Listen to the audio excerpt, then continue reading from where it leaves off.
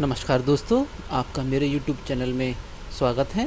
दोस्तों, आज मैं विज़िट करने आया हूँ वर्ल्ड एनवायरनमेंट एक्सपो जो प्रगति मैदान में है। बेसिकली ये एक्सपो एनवायरनमेंट एंड पोल्यूशन से रिलेटेड है। हम कैसे अपने एनवायरनमेंट को साफ़ सुथरा रख सकते हैं, और तो यही सब कॉन्सेप्ट है। बाकी अंदर चलकर देखते हैं क्या है अंदर।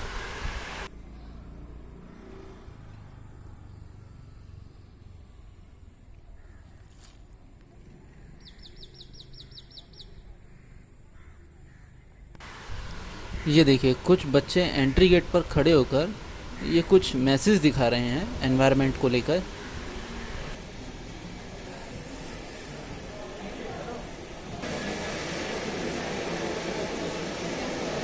आप मेरे YouTube चैनल को सब्सक्राइब, लाइक एंड शेयर करें। हॉल में हमें ये स्टॉल दिखाई दिया है जिसमें बहुत सी वैरायटी के जूट बैग दिख रहे हैं। तो चलिए इनसे बात करते हैं और समझते हैं इन बैगों के बारे में। आप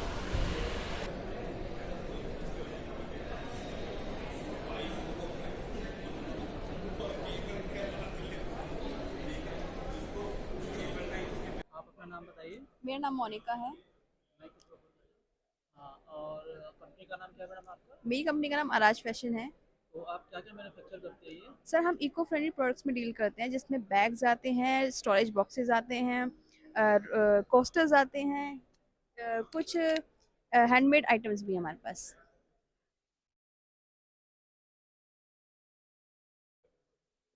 तो मैडम, आप ये जो इनको आप कहाँ कहाँ पर ये सप्लाई करते हैं? Sir, all over India supply होती है मेरी। ऑल ओवर इंडिया में? बिल्कुल। और दिल्ली में कहाँ कहाँ आप करते हैं?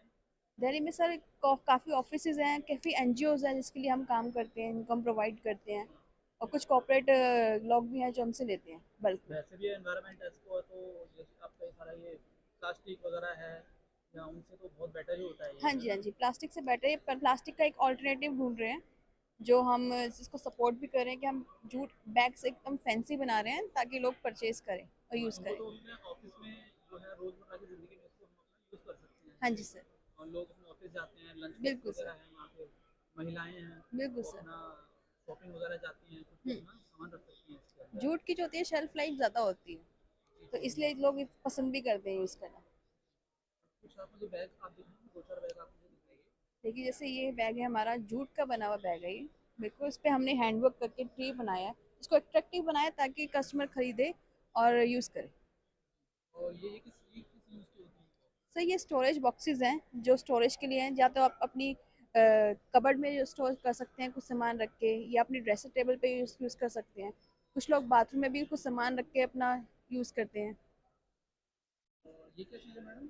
सर, ये कोस्टर्स है। ये ग्लास टेबल पे रखते हैं, इस पे अच्छा मग अच्छा, रखते हैं ताकि ग्लास टेबल ख़राब ना हो। कुछ सजावट की चीज़ें हैं। हाँ जी, हाँ जी, ये फुल्ली हैंडमेड है, इसमें मशीन का कोई भी काम नहीं है, ये पूरा हैंडमेड आइटम है। ये की चेन्स है सर। ये बहुत अच्छी लग रही है। हाँ जी, फुल्ली हैंडमेड है। ये सारी की चीज़ें हैं। हाँ जी सर।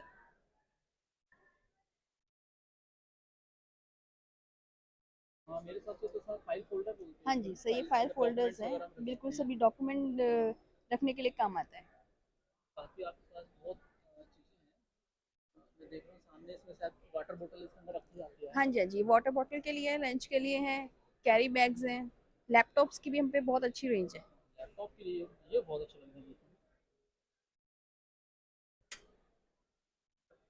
रखा हुआ है बहुत वजन है इसमें। नहीं नहीं, इसमें हम इसको फिल करते हैं ताकि स्टेबली खड़ा हो सके। ये भी हमारी हैंडमेड हैंगिंग्स हैं जो फेल्ट आइटम से बनती हैं। तो ऐसे घर के दरवाजों के आगे हम हाँ सजाने जी। के लिए लगा देते हैं, है हाँ ना? जी। ये भी बहुत अच्छा लग रहा है।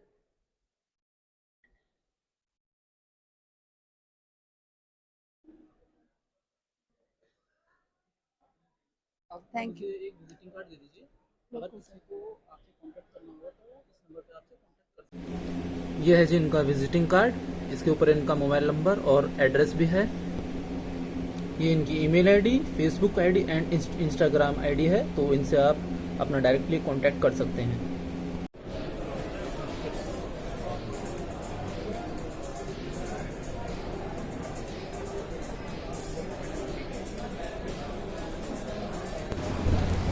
चलिए जनाब, अब हम आपको एक ऐसे स्टॉल पर लेकर चलते हैं जहाँ पर प्लास्टिक बोतल और कचरे में फेंके हुए चिप्स के रैपरों से कुर्सी और टेबल बनाई जाती हैं, और गाय के गोबर से क्या क्या चीज़ें बन सकती हैं वो भी देखिए। गाजिया गाजियाबाद नगर निगम ने कचरे के निस्तारण के लिए अलग अलग तरह की चीज़ों को मतलब वेस्ट टू आर्ट में कन्वर्ट किया। जैसे कि यहाँ आप देख सकते हैं, ये प्लास्टिक की चीज़ें हैं जो कि कचरे में प्लास्टिक जो निकलता है उस प्लास्टिक को रिसाइकल करके हमने प्लास्टिक का एक मॉडल बनाया है, गेटवे ऑफ गाजियाबाद। उसके बाद ये सेम उसी तरह से ये प्लास्टिक की चीज़ें, ये इसको रिसाइकल करके हमने ये बनाया है एक बटरफ्लाई। जी, बटरफ्लाई का एक स्लिप दिया है हमने इसको। उसके बाद आप प्लास्टिक की बनी हुई ये टेबल भी देख सकते हैं। ये सारा वेस्ट मटेरियल हाँ, वेस्ट जो कचरे से निकला हुआ प्लास्टिक था ना, बॉटल्स थे प्लास्टिक के, उनको रिसाइकल करके इन चीज़ों को बनाया गया है। देखिए उस कचरे का जो जैसे गली मोहल्ले में जो लोग आते हैं वो जो लेके जाते हैं। छोड़ देते हैं कचरा, वहाँ से म्यूनसिपल कॉर्पोरेशन उसको अपनी गाड़ियों में उठा के सेग्रीगेट करके और प्रॉपर शेप दिया है उसने। अच्छा, उस चीज़ से है ये आपने एक टेबल बनाया है, ये बहुत जी। खूबसूरत टेबल है। उसके बाद जो गोबर होता है, गोबर से हमने ये चीज़ें बनाई है, दिया बनाया है, घड़ी बनाई है, गमले बनाए हैं, ये गोबर से बनी हुई चीज़ें हैं। अच्छा, ये दिए हैं। जी। अच्छा, ये भी बहुत अच्छा लग रहा है ये देखो। और ये क्या चीज़ है? ये एक शेप दिया है मैं डंडे का इसको। ये वो चीज़ है जो कि हमारे एनवायरनमेंट को खराब नहीं करती। खराब नहीं करती अगर है। इसे हम कहीं भी डाल देते हैं तो ऑटोमेटिक 2-4 दिन में अपना कंपोज हो जाएगा जी, वो। इसमें हाँ। इस गमले में आप पौधे लगा के आप ज़मीन के अंदर रख देंगे तो अपने आप उसको खाद भी मिल जाएगा गोबर से और डिकम्पोज हो लेकिन अगर जाएगी। जब इसमें हम पानी डालेंगे तो मेल्ट नहीं होगा ये? ज़मीन के अगर जैसे कि आपने देखा होगा नर्सरी वगैरह में क्या होता है कि पन्नी में प्लास्टिक में जो है सो वो डालते हैं इन चीज़ों को, प्लास्टिक में डाल के पौधा दे देते हैं वो। तो प्लास्टिक की जगह इसका यूज़ अगर हम करते हैं तो इसको हम सीधे ज़मीन के अंदर डाल सकते हैं अच्छा, अच्छा, अच्छा, अच्छा। और उसको खाद भी मिलता रहेगा इससे। ठीक है। और ये इसके अंदर मेरे हिसाब से कुछ ये टाइप का है। MLP है, ये क्या जो पेड़ों पौधे को, लगाए जाते हैं, हाँ, अच्छा पेड़ों पौधे को लगाए प्रोटेक्ट जाते हैं। करने के लिए चीज़ें लगाई जाती है ये। और ये जो है सो रैपर्स होते हैं ना, जी। जी, रैपर्स को कंप्रेस करके और श्रेडर से उसको शेप में दिया गया है ये। और ये चीज़ें जो है सो हार्ड प्लास्टिक जो होती है उनसे बनाया गया है। ये तो जैसे गार्डन वगैरह में सजाने के लिए जी, भी अच्छा लगता अभी गाजियाबाद नगर निगम अपने ऑफिसेस को डेकोरेट कर रही है इन चीज़ों से। ये भी हमने चेयर बनी हुई है पार्कों में। जी हाँ, ये चेयर है। है। अच्छा, ये वज़न ले लेता है ना, अच्छा लगता बिल्कुल बिल्कुल, आप चाहें तो उस पर ट्राई कर सकते हैं। और ये जो बेंच है ये पार्कों में लगी, गाजियाबाद नगर के पार्कों में लगा हुआ है ये। है।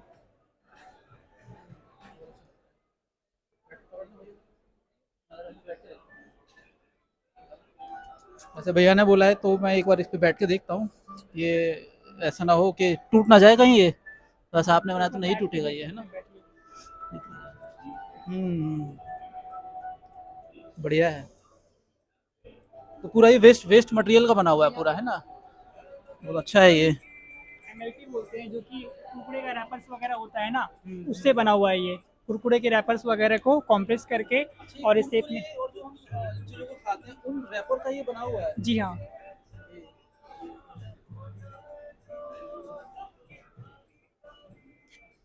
ये है जी गोबर से बनी सारी सामग्रियाँ।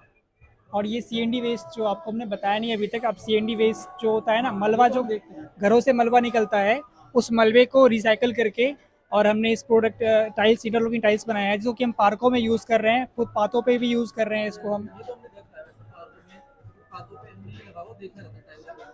लेकिन वही है, लोग वगैरह जो ना उसको फाड़ के पार्क भी खराब करते हैं, अपना एनवायरनमेंट खुद ही खराब करते हैं। जी। तो गाजियाबाद में आपका ये ऑफिस है, गाजियाबाद नगर निगम। जी, नवयुग मार्केट गाजियाबाद नगर निगम ऑफिस है हमारा। वहाँ आप जब भी चाहें आके विजिट कर सकते आप हैं। अपना फ़ोन नंबर बताइए एक बार। 8533892323। आपका कोई कार्ड है? हाँ, I don't have card right now. ये आपका है, ये जी। गाजियाबाद नगर निगम।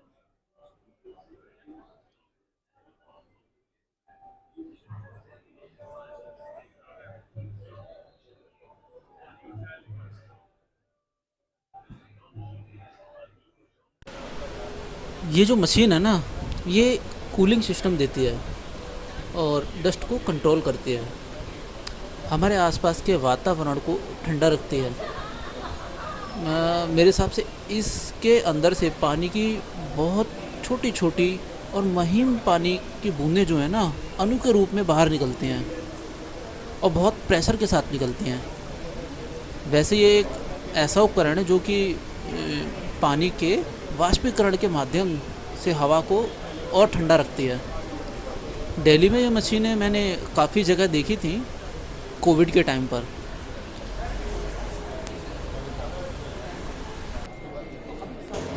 ये एक स्टॉल है जिस पे तो मोस्टली प्लांट्स ही प्लांट्स मुझे दिख रहे हैं, पेड़ पौधे।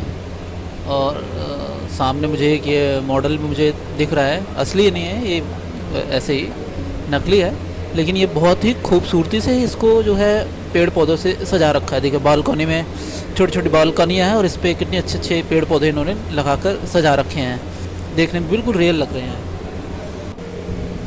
अच्छा, यहाँ घूमते हुए मुझे एक स्टॉल नज़र आया है जो बहुत ही गज़ब है और थोड़ा यूनिक भी है, मतलब गर्मी से राहत पहुंचाने वाला। वैसे उनसे मैंने बात की थी, उन्होंने बताया कि उनके पास कुछ ऐसी चीज़ है जो जिसे आप अपने घर में अगर लगाएं या यूज़ करें तो आपको गर्मी से 80% तक राहत मिलेगी। अभी कैसे हो सकता है ना। उन्होंने बताया कि गर्मी में जो हमारे घर में पंखे की गर्म हवा आती है छतों से, तो वो कम होगी, और पानी की जो टंकियाँ छतों पर रखी रहती हैं उसमें पानी गर्म हो जाता है, वो भी कम होगा। कहने का मतलब ये है कि उनके पास जो चीज़ है उस पर गर्मी का असर हम लोग कम हो। प्रेजेंट कर रहे हैं समरसील हीट रिफ्लेक्टिव पेंट का लाइव डेमो। ये छत के ऊपर पेंट लगता है जिससे धूप की गर्मी रिफ्लेक्ट हो जाती है एंड सरफेस ठंडा रहता है, और गर्मी अंदर घर में, फैक्ट्री में, पानी की टंकी में एब्जॉर्ब नहीं होती, जिससे आपका जो रहने में, घर में रहने में जो सफोकेशन है वो ख़त्म होता है। फैक्ट्री में वर्कर्स को या जो टीम है आपकी या मशीन्स हैं उनको कंफर्ट मिलता है, वर्केबिलिटी आपकी बढ़ती है। पानी की टंकी में अगर आप लगाते हैं तो पानी जो उबलता हुआ पानी आता है वो उबलन पानी की ख़त्म हो जाती है। जो ऊपर छत पे टंकियाँ रखी रहती हैं, जी, सिंटेक्स वाली टंकियाँ। जी, छत के ऊपर, अगर घर की छत के ऊपर आप लगाते हैं तो आप नंगे पैर भी घूम सकते हैं गर्मी में। प्लस जो आपका एसी का लोड है, जो आपका एसी इनफेक्टिव हो रहा है, जो काम नहीं कर पा रहा, वो एसी आपका इफेक्टिव होने लगता है। पंखा पंखा जो गर्म हवा देता है वो गर्म हवा खत्म हो जाती है पंखे में से। तो ये घर जब बनता है उस समय इसको हम लगवाएं या फिर बनने के बाद इसको नहीं, ये सबसे आखिरी में, जब पूरा काम घर का आपका हो जाए, रूफिंग का हो जाएगा, उसके बाद लगेगा। सर अपना एक विजिटिंग कार्ड दिखाओ। ये मेरा विजिटिंग कार्ड है। विनायक इंडस्ट्री इनकी कंपनी का नाम है। इस कार्ड के अंदर इनका मोबाइल नंबर और एड्रेस है, इससे आप इनसे कम्युनिकेशन कर सकते हैं। और समरसील हमारा ब्रांड है। This is like brand we have. आपकी कंपनी कहाँ की है? हमारी कंपनी विनायक इंडस्ट्रीज गाजियाबाद में सेटअप है। गाजियाबाद। गाजियाबाद से हम लोग। तो हमेशा इन्हीं ये जो एनवायरनमेंट एक्सपो है इसमें ही आप पार्टिसिपेट करते हैं? एनवायरनमेंट एक्सपो में हम कर रहे हैं। ये लो जी, अब आ गए हम खेती बाड़ी जगत में। ये देखो, यहाँ बहुत सारे दालों और बीजों के सैंपल दिख रहे हैं। इनमें से तो कुछ मुझे मालूम भी नहीं ये कौन कौन से हैं। यहाँ ये एक मॉडल है जो खेती से रिलेटेड है, और इसमें ये बताया गया है कि किस मौसम में कब क्या लगाया जाए जिससे कि फसल और अच्छी हो और बेनिफिट हो। और बाकी चलिए इनसे आगे हम बात करते हैं।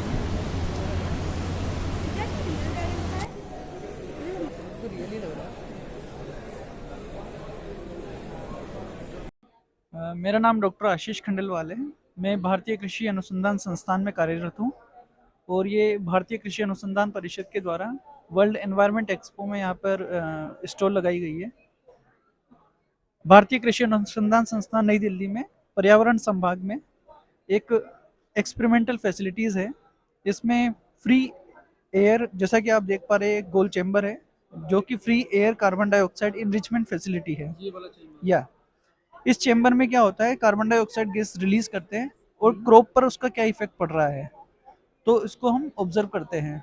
तो जो ये चेम्बर होता है, इसके बाहर एम्बिएंट कंडीशन यानी कंट्रोल कंडीशन रहती है, और ये जो है एलिवेटेड कंडीशन यानी यहाँ पर जब कार्बन डाइऑक्साइड की कंसंट्रेशन ज़्यादा है तो उसका क्रॉप पर क्या इफेक्ट पड़ रहा है, हम दोनों को कंपेयर करते हैं और एक्सपेरिमेंटल सिचुएशन में उसके प्रोड्यूस पर और क्वालिटी पर क्या इफेक्ट पड़ रहा है इसको बताते हैं।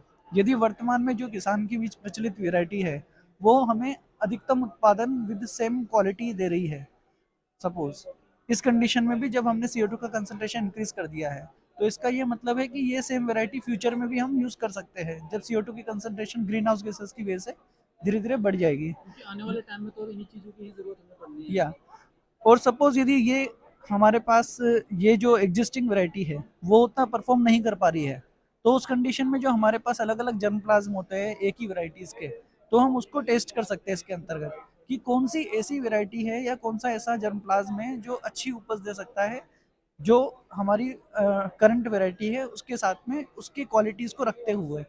तो हम अलग अलग जर्म प्लाज्म का भी यहाँ पे टेस्टिंग कर सकते हैं कि कौन सी वैरायटी फ्यूचर में जो है अच्छे से उत्पादन दे सकती है। उसी के साथ में ये एक फिनोमिक्स फैसिलिटी है, इसमें क्या होता है ऊपर की तरफ कैमरा होता है, ठीक है, और नीचे की तरफ क्रॉप ग्रो करते हैं और ड्राउट टॉलरेंट, टेम्परेचर टॉलरेंट या कुछ भी अलग अलग काइंड ऑफ वेराइटीज़ है जो एग्जिस्टिंग एनवायरमेंटल कंडीशंस में वहाँ ग्रो हो रही है, उसकी वो कैमरे से इमेजेस लेते हैं और फिर उस इमेजेस को इंटरप्रेट करते हैं सॉफ्टवेयर की मदद से, और उसका क्रॉप पर क्या डिफरेंस पैटर्न आ रहा है वो हम पता करते हैं। ये टेम्परेचर ग्रेडियंट टनल है, ठीक है, इसमें अलग अलग टेम्परेचर होता है इस टनल के अंदर। Basically glass house kind of structure ही होता है, लेकिन इसमें जो है 0.5 डिग्री सेल्सियस का टेम्परेचर का वेरिएशंस होता है, और जैसे से हम थोड़ा सा दूर बढ़ते हैं तो टेम्परेचर का प्रॉपर क्या इफेक्ट आ रहा है उसको स्टडी करते हैं। ये ओपन फील्ड कंडीशन में एडी कोवेरियंस फ्लक्स होता है, यहाँ पे फ्लक्स टावर है बेसिकली, तो उसमें ओपन एनवायरनमेंट कंडीशन में कितना CO2 है, नाइट्रस ऑक्साइड है, फोटोसिंथेटिक एक्टिविटी रेडिएशन कितना आ रहा है, हम उसको स्टडी कर सकते हैं। ये एक ओपन टॉप चेम्बर है, ओपन टॉप चेम्बर में भी जो है यहाँ पे जो अंदर की तरफ पाइपलाइन लगी रहती है उससे आप CO2 गैस को रिलीज कर सकते हैं, ओजोन गैस रिलीज करने का भी यहाँ पे ऑप्शन होता है, तो उसके अकॉर्डिंग ओपन टॉप चेम्बर होता है। वही हम क्रॉप की परफॉर्मेंस देखते हैं कि जब नॉर्मल कंडीशन है और फ्यूचर में जब CO2 या ओजोन की कंसंट्रेशन बढ़ जाएगी तो उसका करंट क्रॉप पर क्या इफेक्ट पड़ रहा है, और यदि वो क्रॉप परफॉर्म नहीं कर पा रही है तो ऐसी कौन सी वेराइटी है जो परफॉर्म कर पाएगी, तो उससे हम उसका मटेरियल निकाल के जो सेम क्रॉप है उसमें ब्रीडिंग प्रोग्राम के थ्रू नई वेराइटीज डेवलप कर सकते हैं। ये अडेप्टेशन प्रैक्टिसेस है कि जैसे जैसे ग्रीन हाउस गैस इमिट हो रही है, टेम्परेचर बढ़ रहा है, बर्फ पिघल रही है, तो जो फार्मर अपने फील्ड पे कौन कौन से डाइवर्सिफाइड क्रॉपिंग सिस्टम यूज कर सकता है, कन्वेंशनल फार्मिंग की जगह इंटीग्रेटेड फार्मिंग सिस्टम अडॉप्ट कर सकता है, मोनोकल्चर की जगह जो है इंटीग्रेटेड फार्मिंग को अडॉप्ट कर सकता है, तो ये अलग अलग जो है उसका मॉडल यहाँ पर दिखाया गया है। आई होप आप सबको मेरा वीडियो अच्छा लगा होगा, तो इसे सब्सक्राइब करें और बेल आइकन को दबाएं ताकि मेरी अगले आने वाली वीडियो का आपको नोटिफिकेशन मिल जाए। वीडियो को लाइक करें और शेयर करें। Thank you.